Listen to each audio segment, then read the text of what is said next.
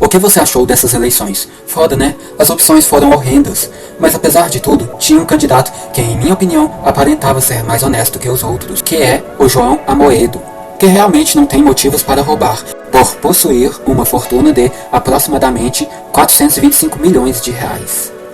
E não contém nenhum tipo de envolvimentos em processos judiciais, ou seja, seria perfeito para recriar o Brasil.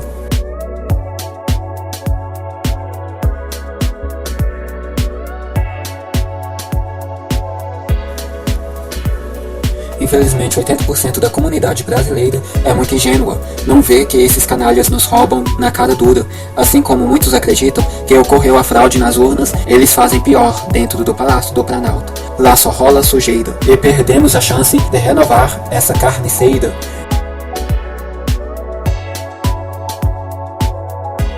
Estamos todos fodidos. O que esperar de um candidato que é racista, machista, homofóbico, tem tolerância zero à marginalidade? Que isso de fato é um ponto positivo, mas e as outras coisas? Tem gente que acredita, Bolsonaro, ele pode trazer contigo uma ditadura, sendo que ele defende e glorifica a época da ditadura. O PT fez até um vídeo comparando Bolsonaro a Hitler, que na minha opinião o vídeo ficou muito criativo, e sim, em certas coisas, Bolsonaro se assemelha a Hitler, na sua aparência e em certas atitudes. Velho, você tem noção de como é viver em uma ditadura? Faça umas pesquisas e se oriente. Mas graças a Deus no site O Globo, em uma matéria, é afirmado que não existe chance de a ditadura voltar. Vamos então cruzar os dedos para que não ocorra mesmo. Confira o link da matéria na descrição deste vídeo. Bom, o Fernando Haddad é uma boa opção? Infelizmente não também. PT rouba e todos sabemos disso.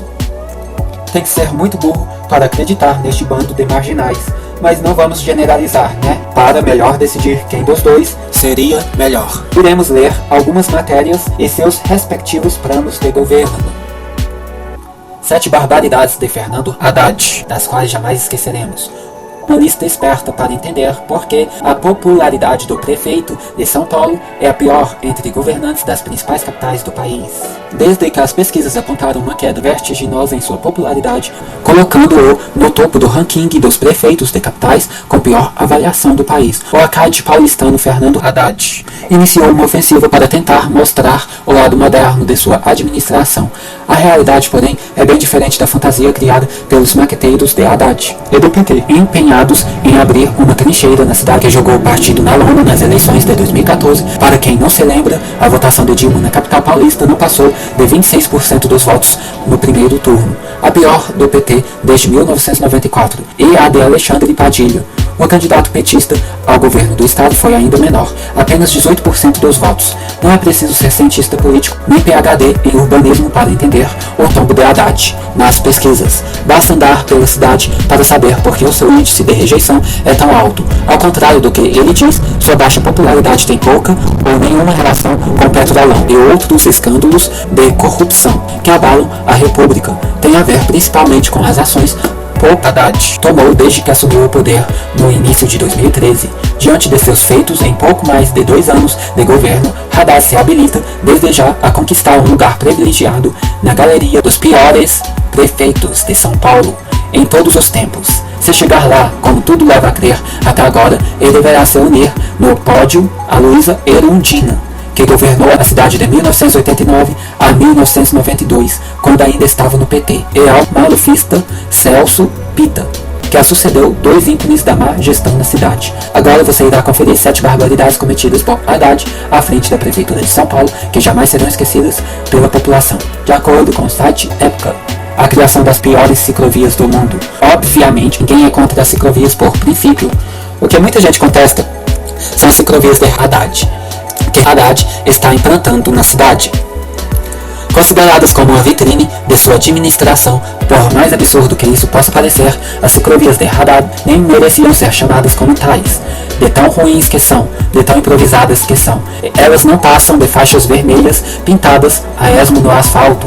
Não por acaso ele recebeu a alcunha de prefeito souvenir, implantado sem qualquer critério técnico, sem proteção para o ciclista e sem tratamento adequado para o piso. As ciclovias paulistanas espalham-se por bairros estritamente residenciáveis e vias de tráfego reduzido, que não precisariam ter espaço reservado para bicicletas, porque elas não têm de disputá-lo com carros e ônibus. Haddad ainda combinou faixas para as ciclovias com faixas exclusivas para ônibus em vias super estreitas, que não comportariam nem uma coisa nem outra, até em pistas de mão dupla, com espaço para apenas um carro em cada sentido, nas quais também circulam coletivos. Ele implantou as tais ciclovias, ao contrário do que aconteceu em Nova York, onde as ciclovias merecem o nome que têm e foram discutidas longamente com associações de moradores e ciclistas. Em São Paulo, tudo foi decidido da noite para o dia, nos gabinetes da prefeitura, por orientação dos marqueteiros, interessados em criar uma marca para sua administração.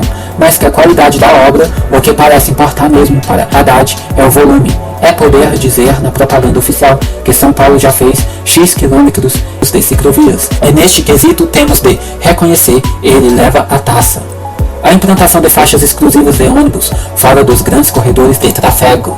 Haddad subverteu a boa gestão urbana ao promover a proliferação indiscriminada de faixas exclusivas para ônibus, como no caso das ciclovias, sem critérios técnicos para justificá-las, em vez de se preocupar em isolar a circulação dos coletivos nas grandes vias com obras de qualidade, como ocorreu nos corredores 9 de Junho, Santo Amaro e Rebouças, Consolação. Ele implantou vias exclusivas para ônibus em ruas estreitas, que não têm condições de abrigá-las. Algumas faixas de ônibus, ora, estão do lado direito, ora do lado esquerdo, obrigando os coletivos a atravessar em diagonal a pista, complicando ainda mais o caótico trânsito da cidade. Muita gente venera os engenheiros de tráfego da CET Paulista, mas o traçado das pistas exclusivas de ônibus e outras soluções estapafúrdias de trânsito, como nos casos em que uma rua vira contramão de repente, não reforçam a fama. A invasão recorde de terrenos municipais. É provável que em nenhuma outra gestão a prefeitura paulistana tenha sido tão conveniente com a invasão de terrenos públicos por grupos organizados como o Movimento dos Trabalhadores Sem Teto. Segundo o levantamento público pelos jornais, os ativistas ocupam hoje 16 terrenos municipais, a maioria dos quais reservada para praças e jardins, mas também áreas de mananciais e preservação ambiental, sem que a prefeitura tome qualquer previdência para realizar a reintegração de posse. Em vez de preservar a propriedade pública, mantém com o Movimento dos Trabalhadores Sem Teto e outras organizações do gênero que ocupam de forma ilegal os terrenos. Uma relação de incômoda promiscuidade.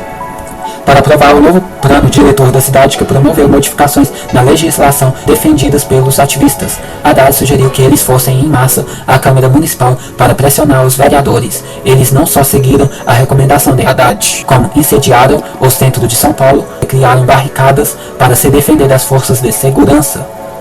Quando o Movimento dos Trabalhadores Sem Teto invadiu um terreno privado em Itaquera, na zona leste da cidade, Haddad convenceu Dilma a gastar 30 milhões para comprar a área e repassá-la aos invasores. Ele também reservou aos grupos de ativistas, em especial aos que atuam como braço do PT, uma parcela considerável do dinheiro da prefeitura para habitações populares, em vez de entrar na fila. Como todo mundo, os militantes de carteirinha dessas organizações podem escolher os beneficiários que terão acesso ao programa de casa própria municipal, ou abandono das ações para recolhimento de mendigos sem teto e noias das ruas. Desde a gestão de Luiza Erundina na prefeitura de São Paulo, no final dos anos de 1980, São Paulo não tinha tantos mendigos e sem teto, improvisando moradias e criando novas favelas em áreas públicas, em especial em praças e embaixo de viadutos, das marginais dos rios Pinheiros e Tietê, que são artérias vitais para o deslocamento da população ao Minhocão, na região central, e a Avenida dos Bandeirantes, o principal acesso à rodovia dos imigrantes que liga São Paulo à Baixada Santista. Não há um ponto da cidade em que não tenha surgido barracos e acampamentos nos últimos anos. A suspensão do controlar e a ocupação de áreas de mananciais. Em cumprimento a uma promessa de campanha, Haddad acabou com o controlar O programa que obrigava os veículos emplacados na cidade, inclusive motos, ônibus e caminhões, a maioria vilões, a passar por uma verificação de emissão de poluentes, que custava apenas R$50 por ano e tinha uma tecnologia exemplar para agendamento de vistorias pela internet. Haddad, que até agora não adotou nenhum outro programa de corrida à metade de sua gestão, resultado da emissão de monóxido de carbono em São Paulo, que havia caído quase 50% em 2011, segundo dados oficiais, voltou a subir em escala geométrica. Além disso, Haddad faz vistas grossas à ocupação descarada de áreas de mananciais por grupos organizados, como o Movimento dos Trabalhadores Sem Teto, em especial na região da represa de Guarapiranga, na Zona Sul, uma das últimas do gênero da cidade. Numa era em que o mundo elegeu a preservação do meio ambiente como uma de suas prioridades, Haddad bota pilha nas ocupações ilegais feitas por grupos simpáticos ao PT, como o próprio Movimento dos Trabalhadores Sem Teto, que apoiaram a sua candidatura à prefeitura e a de Dilma à presidência. A desvalorização do patrimônio histórico. Numa demonstração do apreço que tem pelo patrimônio histórico da cidade, Haddad autorizou a realização de grafites nos arcos da Avenida 23 de Maio, que liga a Zona Sul à Zona Norte, chamados por ele de Muro de Arrimo. Os arcos foram restaurados pelo ex-prefeito Jânio Quadros, final dos anos 1980. A relevância histórica dos arcos havia sido reconhecida pelo CONPRESP, o órgão municipal de proteção ao patrimônio, em 2002. De acordo com a legislação, a obra deveria ser integralmente preservada. Haddad patrocinou a sua mudança ao estimular o CONPRESP a rever a decisão anterior no final do ano passado. Em lugar da beleza original dos arcos, São Paulo tem agora uma série de grafites de gosto discutível, que Haddad considera como uma manifestação de arte popular, incluindo um retrato do ex-presidente da Venezuela, Hugo Chávez, o pai do bolivarianismo contemporâneo, a deterioração da Vila Madalena. Como se tudo isso não bastasse, Haddad ainda conseguiu detonar a Vila Madalena, que por seu charme e pela agitação noturna já foi tema de novela da Globo, um dos endereços preferidos dos notivagos paulistanos e um dos bairros mais valorizados da cidade. A Vila Madalena transformou-se em um palco de comemorações da Copa do Mundo, na cidade de desfile de blocos de carnaval por iniciativa da prefeitura. A invasão de visitantes está assustando moradores e frequentadores tradicionais dos bares, restaurantes, galerias e casas noturnas da Vila Madalena. Alguns moradores cujos quintais e varandas foram transformados em latrina a céu aberto já se preparam, de acordo com informações publicadas nos jornais, para deixar a vila. Muitos imóveis foram até depredados em meio ao Ziriguidu, patrocinado por Haddad. Isso sem falar no barulho produzido pelos bárbaros. Até amanhecer, seus comerciantes da vila nunca foram exemplos de respeito ao PSIL, o programa de controle de barulho da cidade. Agora, o problema se potencializou como nunca antes se havia visto no bairro. 11 frases polêmicas de Bolsonaro. Ao longo de seus 30 anos de carreira política, Jair Bolsonaro colecionou frases polêmicas, muitas das quais agressivas. Pau de arara funciona, sou favorável à tortura, tu sabe disso, eu provável também. 1999. Contexto, entrevista ao programa Câmara Aberta na TV Bandeirantes ao tratar do fato de Chico Lopes, ex-presidente do Banco Central, ter invocado o direito de ficar calado em uma CPI. O que diz hoje? Pergunte ao pai de uma criança sequestrada o que ele gostaria que fizesse para descobrir o cativeiro. Você tem de ter medidas enérgicas, que alguns consideram tortura. Fechamento do Congresso. A atual Constituição garante intervenção das Forças Armadas para a manutenção da lei e da ordem. Sou a favor, sim, a uma ditadura, a um regime de exceção, desde que este Congresso dê mais um passo rumo ao abismo, que no meu entender está muito próximo. 1999. Discurso na tribuna da Câmara no dia 24 de junho, um dia depois de, numa entrevista, dizer que o Congresso deveria ser congelado temporariamente. Reclamar que havia leis demais e que os parlamentares eram despreparados. O que diz hoje? No livro Mito ou Verdade, o filho Flávio Bolsonaro diz que ele usou uma força de expressão que acabou sendo levada ao pé da letra, que por si não significava que o Congresso deveria ser fechado. Índios, ele deveria comer capim ali fora para manter as suas origens. Contexto. Após o índio Jacinaldo Barbosa tirar-lhe um copo de água durante audiência pública para discutir a demarcação da reserva Raposa Serra do Sol, o que diz hoje que o Brasil é um povo miscigenado, que todos somos iguais e que não podemos criar privilégios e demarcações de terras prejudicam o agronegócio. e representam uma trava ao desenvolvimento. Mulheres, não empregaria homens e mulheres com o mesmo salário, mas tem muita mulher que é competente. 2016. Contexto, entrevista ao programa Super Pop da Rede TV. O que diz hoje? Que estava explicando a situação do empresário brasileiro diante da licença maternidade. Ditadura. Não há a menor dúvida, daria golpe no mesmo dia, no meio do dia. 1999. Contexto. Ao ser questionado pelo apresentador Jair Marchesini em programa exibido na TV Bandeirantes, se fecharia o Congresso caso fosse eleito presidente da República? O que diz hoje? Foi um momento de indignação. Ao ser questionado pelo apresentador Jair Marchesini 20 anos atrás, nunca preguei intervenção militar, só em situação de caos e dentro do que diz a Constituição. Estrupo, jamais ia estrupar você porque você não merece. 2003. Contexto. Em discussão com a deputada Maria do Rosário, PT, na Câmara, após ela interromper numa entrevista em que defendia a redução da maior idade penal, o que diz hoje? Que foi vítima de uma injusta agressão, que tinha sido chamado de estuprador e que apenas reagiu, amparado pelo Código de Processo Penal, na figura da retorção imediata, resposta a uma ofensa anterior. Racismo. Ó, Preta Gil, eu não vou discutir promiscuidade com quem quer que seja. Não corro esse risco porque meus filhos foram muito bem educados e não viveram em ambientes como lamentavelmente é o teu. 2011. Contexto. Em entrevista ao programa CQC em março de 2011, ao ser questionado pela cantora sobre qual seria sua reação caso um filho se apaixonasse por uma negra, o que diz hoje? Que a entrevista foi editada de modo a prejudicá-lo, que a pergunta que tinha sido feita era sobre o que faria se seu filho se apaixonasse por um gay. Quilombolas. Fui no Quilombola em Eldorado Paulista. Olha, o afrodescendente mais leve lá pesava 7 arrobas. Não fazem nada. Eu acho que nem para procriadores servem mais. Mais de 1 bilhão por ano é gasto com eles. 2017. Contexto. Em palestra no Clube Hebraica, abril de 2017, ao reclamar que os quilombolas vivem do dinheiro dos impostos e que não trabalham. O que diz hoje? Diz que a frase foi infeliz, mas que ser contra as reservas quilombolas não é ser racista. As demarcações, segundo ele, são descomunais e sem razoabilidade. Diz que os quilombolas são usados como massa de manobra para que muitos petistas possam ganhar dinheiro. Fuzilamento de FHC. Para o crime que ele está cometendo contra o país, sua pena deveria ser fuzilamento. 2008. Contexto. Em 1999, durante solenidade no Clube da Aeronáutica, repetiu a afirmação em pelo menos 2 programas de TV. O que diz hoje? Que era uma força de expressão e que fazia uma alusão ao fato de que o avô do ex-presidente defendia que a família real deveria ser fuzilada caso resistisse ao exílio. Episódio descrito no livro 1889 de Laurentino Gomes, lançado em 2013, depois das declarações de Bolsonaro. Fuzilamento de petistas. Vamos fuzilar a petralhada aqui do Acre, já que gosta tanto da Venezuela. Essa turma tem de ir para lá. 2018.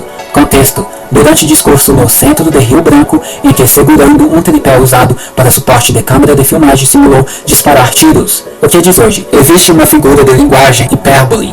Foi usada nada mais além disso. Qual o problema? Ninguém quer matar ninguém, não? Diz, seria incapaz de amar um filho homossexual. Não vou dar uma de hipócrita aqui. Prefiro que um filho meu morra num acidente do que apareça com bigodudo por aí. 2011. Contexto. Entrevista à revista Playboy em 2011. O que diz hoje? Que não é homofóbico e que nunca foi contra os gays, mas que seu combate é contra a veiculação do kit gay nas escolas por considerar que incentiva precocemente o sexo. Quem são os eleitores de Lula que pretendem votar em Bolsonaro se o ex-presidente não concorrer? Em termos de propostas políticas, Jair Bolsonaro, PSL, e Luiz Inácio Lula da Silva, PT, estão em lados opostos na disputa eleitoral, mas Marcos Alberto Monteiro, de 51 anos, está disposto a saltar de um extremo ao outro na eleição presidencial de outubro. Ele não é o único. Integra os 6,2% de eleitores de petista entrevistados pela última pesquisa CNT-MDA, que dizem que migrariam ao voto para o deputado caso a candidatura do ex-presidente seja cassada com base na lei da ficha limpa. Motorista há 23 anos, Monteiro nasceu no Paraíba e atualmente mora em Brasília. Argumenta que tem simpatia pelo ex-presidente porque sua família, que mora no interior da Paraíba, melhorou de vida durante os 2 mandatos do petista. Todo mundo ficou com televisão e internet em Catolé do Rocha e botaram energia em todos os sítios. Justifica durante os 2 mandatos de Lula, 2003 a 2010. Anos de crescimento econômico na América Latina.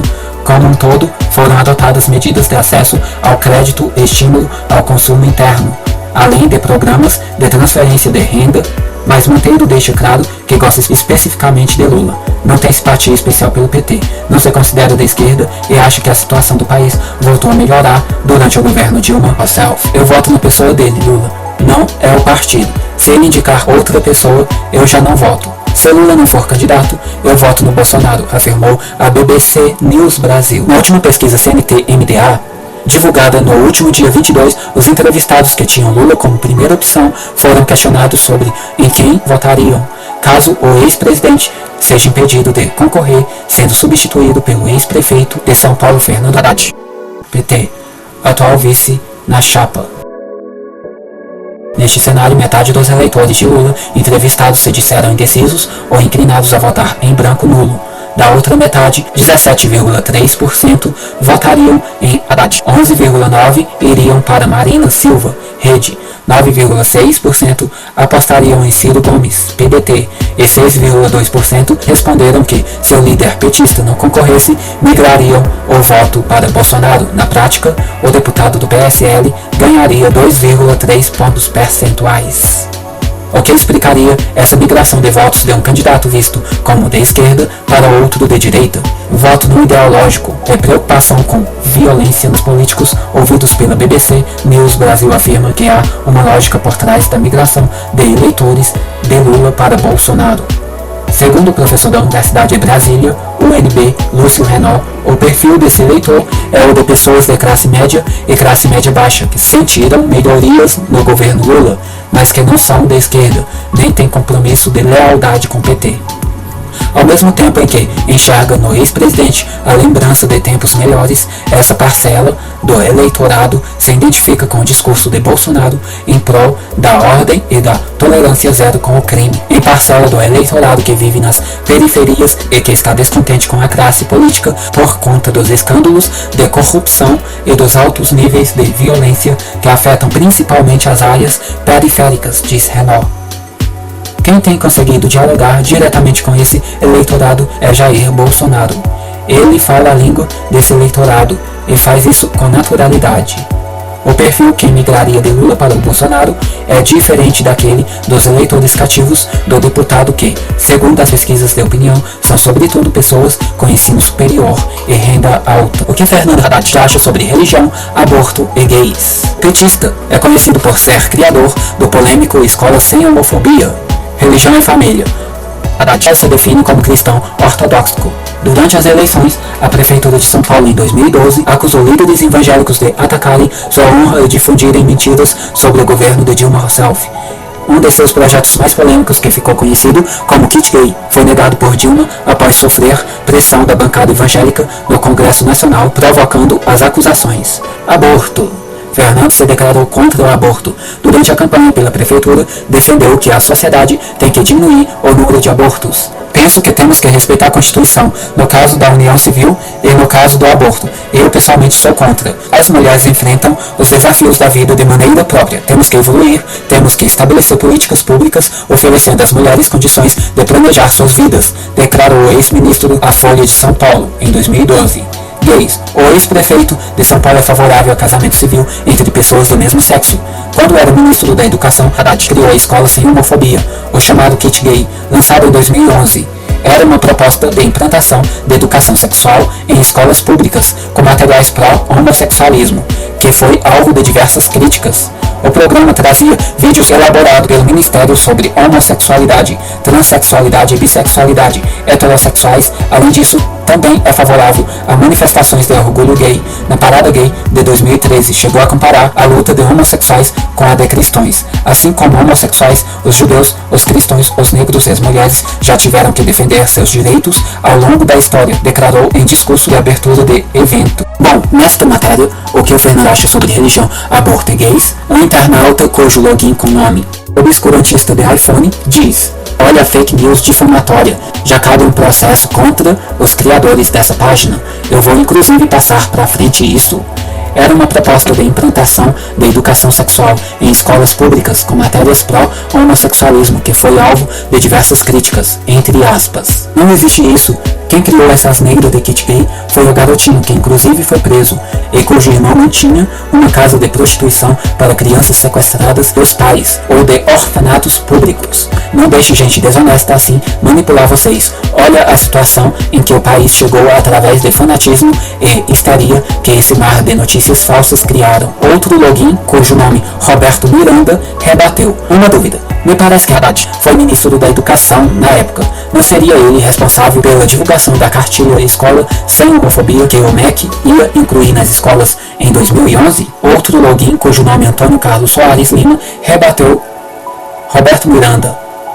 Escola sem homofobia? Sim, mas não o material que a direita quintomundista, de forma desonesta e infame e pleonasmo, disseminou como se fosse material a ser distribuído nas escolas. Há algumas semanas, Haddad publicou um longo texto sobre o assunto, explicando o que houve. A má-fé começou com Garotinho, o honesto, e foi encampada pela bancada evangélica. Todos sabiam que era mentira, mas para essa gente, os fins justificam os meios. Eles não têm escrúpulos, ética, moral ou senso de dignidade. Enfim, há outros comentários que não iremos ler, mas iremos colocar o link da matéria na descrição deste vídeo. E agora iremos ler a comparação de planos de governo de Haddad e Bolsonaro para jovens, mulheres, LGBT e outros temas. O programa do petista, intitulado O Brasil Feliz de Novo, foca em diversos problemas que afligem os jovens brasileiros. Promete criar o programa Meu Emprego de Novo, como foco nos jovens procurando uma inserção qualificada no mercado de trabalho. Também diz que vai aumentar o número de vagas no ensino superior e no ensino técnico e profissional. Por fim, diz apoiar a participação direta dos jovens na política e que quer a presença deles em elaboração do Plano Nacional de Juventude e do Sistema Nacional de Juventude. Bolsonaro. Seu plano de governo, chamado Projeto Fênix, não conta com um tópico específico para a maioria dos temas aqui listados, além de estar cheio de inverdades. No que tange diretamente ao jovem, a única proposta clara é a redução da maioridade penal para 16 anos, que seria uma boa. Mulheres. Haddad promete melhorar a vida das mulheres em diferentes frentes, buscar igualdade salarial entre mulheres e homens. Trabalho. Ampliar o valor e o tempo do seguro-desemprego para gestantes e lactantes, ampliar a Casa da Mulher Brasileira, reforçando a proteção das mulheres vítimas de violência e reforçar a aplicação da Lei Maria da Penha, além de garantir a saúde integral da mulher, inclusive no exército dos seus direitos sexuais e reprodutivos. Bolsonaro não dedica nenhum ponto específico de políticas para mulheres. O único momento em que mulher é citada no documento é no gráfico que mostra o índice de estupros contra mulheres e crianças no Brasil, sem uma explicação clara para sua presença ali. Direitos trabalhistas. Haddad. Uma série de propostas sobre o tema trabalho estão espalhadas ao longo do seu programa, além de políticas voltadas a diferentes áreas da sociedade. Propõe a criação do programa Salário Mínimo Forte, que muda a regra constitucional do reajuste do salário mínimo para a inflação do ano anterior mais o crescimento do PIB de 2 anos antes. Quer também revogar a reforma trabalhista atual para instituir um novo Estatuto do Trabalho, modernizando a CLT, com um diálogo entre toda a sociedade, incluindo cláusulas para incentivar o contínuo aperfeiçoamento dos trabalhadores através do estudo, além de promover um debate na sociedade para tentar reduzir a jornada de trabalho. Por fim, ainda promete criar o já citado programa Meu Emprego de Novo, com retomada de investimento para criar novos postos de trabalho. Bolsonaro promete criar uma carteira de trabalho verde e amarela, que funcionaria em paralelo com a carteira de trabalho atual, onde prevaleceria a negociação entre trabalhador e patrão. e não a legislação trabalhista. Essa carteira seria escolhida pelo jovem no começo da carreira e pode contribuir para a morte da CLT na prática, assim que os patrões comecem a contratar apenas trabalhadores que concordem em ser contratados sem as garantias da CLT. Igualdade racial.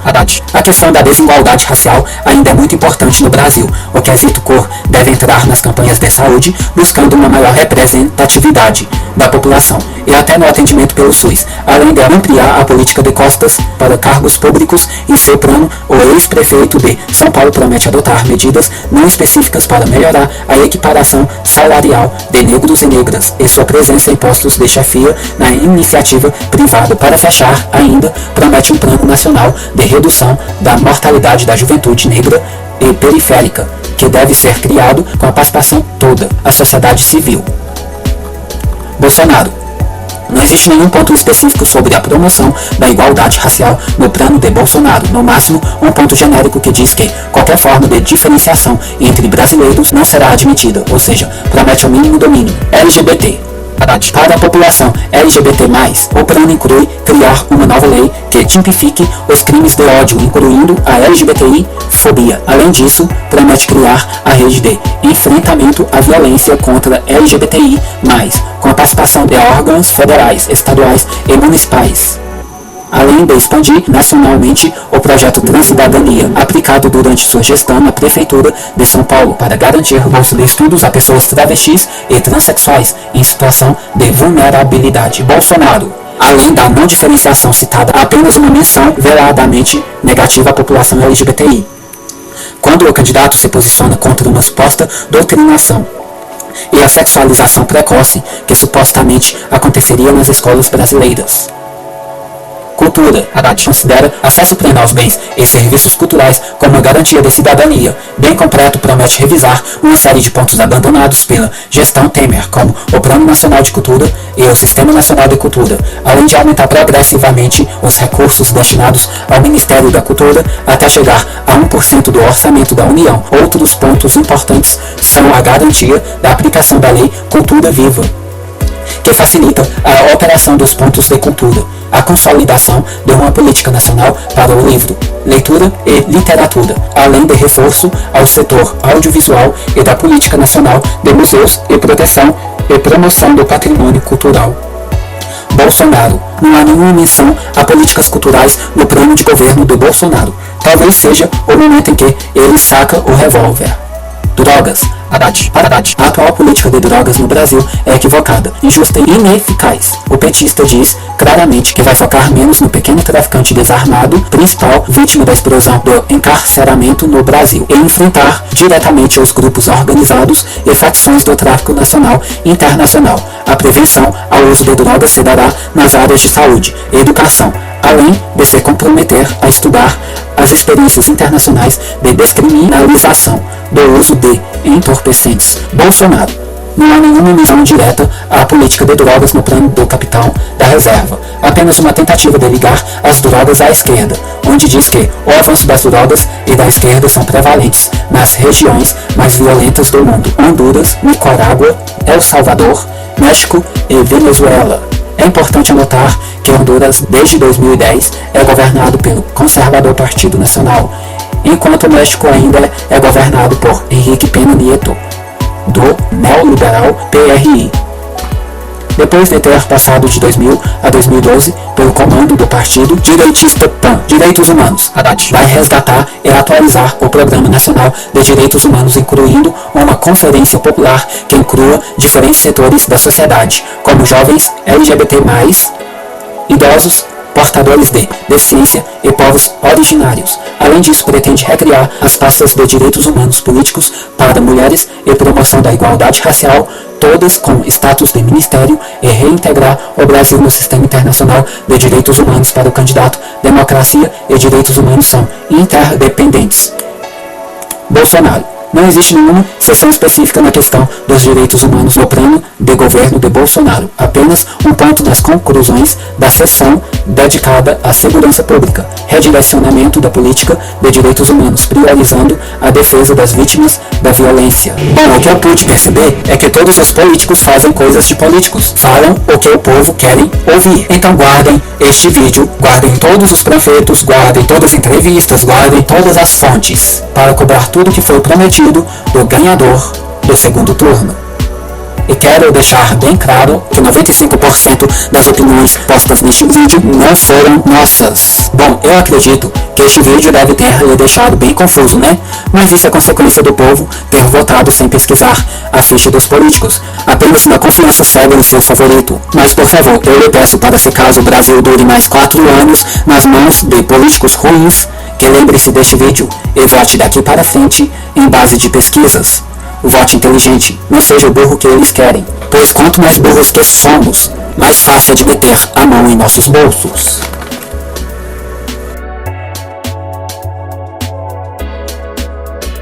E até o próximo vídeo, tchau!